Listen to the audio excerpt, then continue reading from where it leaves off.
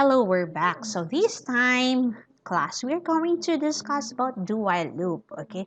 Now, what is the difference between do while loop and the while loop? The do while loop class, it will execute at least once. Again, it will execute at least once. Okay, so for example, now number include IOStream again. So let's have the using namespace.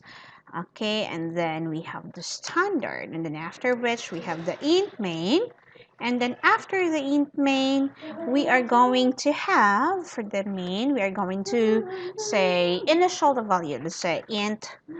We'll go back to our previous example, I is equal to 2, or whatever the values you wanted to initialize it.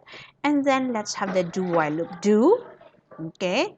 And then the do, for example, see out, let's have I, okay?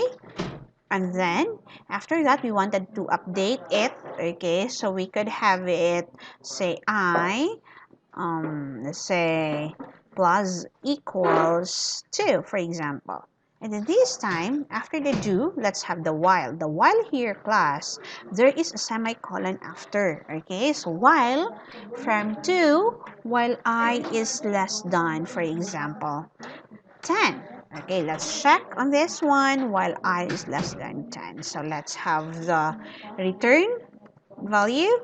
Okay, let's try to run these here. Okay, now what happened is that, okay, if it works, then there you have it. It's 2 4 6 8. Okay, so we have 2 4 6 8.